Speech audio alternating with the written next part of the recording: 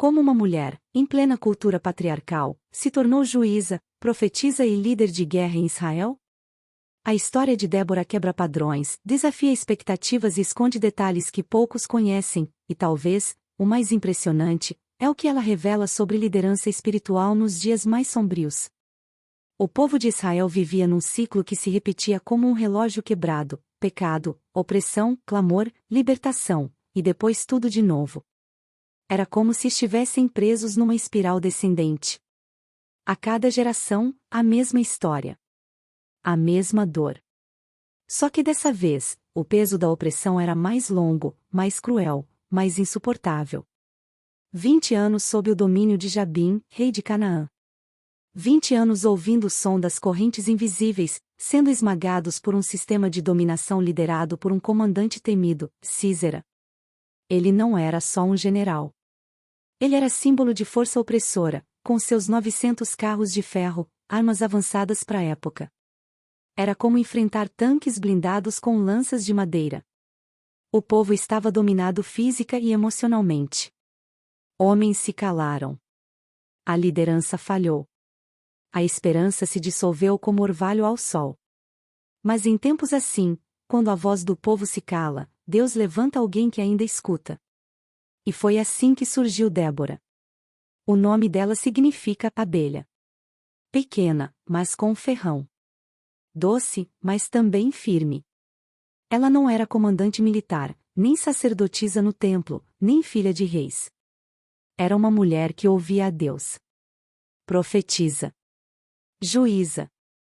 Alguém que julgava causas, que aconselhava o povo, que liberava palavras com o peso da eternidade. Seu tribunal não tinha trono nem muralhas. Era debaixo de uma palmeira, entre Ramá e Betel. Um lugar comum, mas que se tornava sagrado porque ali Deus falava. Ali decisões eram tomadas. Ali corações eram despertos.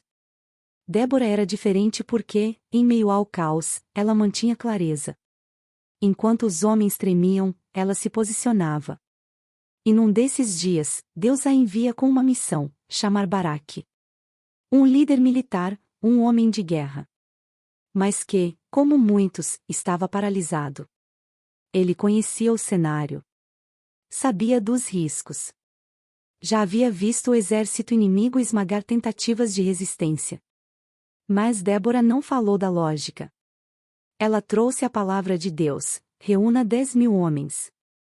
Suba o Monte Tabor. Deus entregará Sísera em suas mãos. Baraque escutou, mas não reagiu com fé. Reagiu com medo. Disse: se você for comigo, eu vou. Mas se não for, eu não vou. E aqui, a gente vê o reflexo de uma geração que condiciona a obediência à companhia. Que espera garantias antes de agir. Que precisa de alguém para segurar na mão antes de dar o primeiro passo. Mas Débora, firme como uma rocha, respondeu: eu irei. Mas a glória dessa vitória não será sua. Deus entregará Sísera nas mãos de uma mulher. Aquilo não foi uma ameaça. Foi uma chave. Uma revelação do que Deus já estava preparando. Porque enquanto Baraque hesitava, nos bastidores, outra mulher já estava sendo preparada. Mas ainda não era a hora dela. Primeiro, a batalha precisava acontecer. Débora sobe ao Monte Tabor com Baraque. Reúne os 10.000 homens. Uma força improvável, mal equipada, mas que carrega uma promessa. Do outro lado, Sísera vem com seus carros de ferro. A terra firme parece garantir sua vitória. Mas então, algo muda. Historiadores e arqueólogos dizem que naquela região, quando há chuvas fortes, o solo vira um atoleiro. E o que os estudiosos acreditam é que uma tempestade caiu naquele dia. Uma chuva fora de época, que transformou o campo de batalha. Os carros de ferro ficaram presos na lama. A vantagem virou desvantagem. O símbolo de poder virou armadilha. E então, Baraque desce do monte com seus homens e o impossível acontece. Deus luta por Israel, Sísera foge a pé, em desespero. Os que confiavam no ferro são vencidos pela fé. E aqui entra Jael. Ela não era israelita. Era esposa de Éber, o quineu, de um povo nômade em aliança com Jabim. Císera achava que ali estaria seguro. Pediu abrigo. Jael ofereceu leite, deu uma coberta, fez com que ele se sentisse à vontade.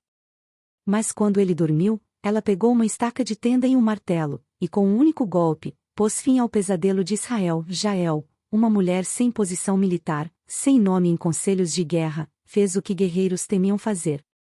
E quando a notícia chegou, Débora cantou. O cântico dela não foi só poético. Foi profético. Ela exaltou Jael. Expôs as tribos que se omitiram. Celebrou as que se levantaram. E encerrou com uma frase que ecoa até hoje: assim pereçam todos os teus inimigos, ó Senhor. Mas os que te amam sejam como o sol, quando se levanta na sua força. Agora, fecha os olhos por um segundo e pensa. Quantas vezes você já viveu cercado como o povo naquela época? Oprimido por vozes, sistemas, pressões, medos. Quantas vezes esperou que alguém viesse te resgatar, enquanto Deus estava justamente te chamando para ser a resposta? Não é sobre ser forte. É sobre estar disponível. É sobre ouvir. Débora nos ensina que quando tudo está em silêncio, quem ainda ouve a voz de Deus tem vantagem. Que o poder não está nos carros de ferro, mas na direção certa. Que o inimigo pode ter estrutura, mas quando Deus entra na batalha, até o céu se move. E que às vezes, a pessoa mais improvável carrega a chave da vitória. Tem gente hoje vivendo como Baraque, sabe o que precisa fazer, mas trava. Porque o passado pesou demais. Porque a última tentativa falhou. Porque a lógica diz que não vai dar certo. E tem gente como Jael, sem palco, sem título, mas com coragem guardada para a hora certa. A história de Débora é um lembrete vivo de que Deus não se limita à expectativa humana. Ele levanta mulheres quando os homens se calam. Ele usa donas de casa para derrotar generais. Ele transforma campos de batalha em palcos de milagre. Ele vira a mesa com um estalo. E se ele fez isso antes, ele ainda faz. Não subestime os pequenos começos. Não ignore a voz que te chama quando tudo parece perdido.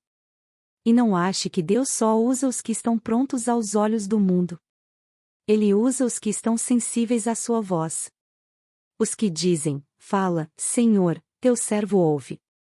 Se hoje você se sente pequeno, frágil, esquecido, lembra que Débora também era só uma mulher, num tempo em que mulheres eram ignoradas.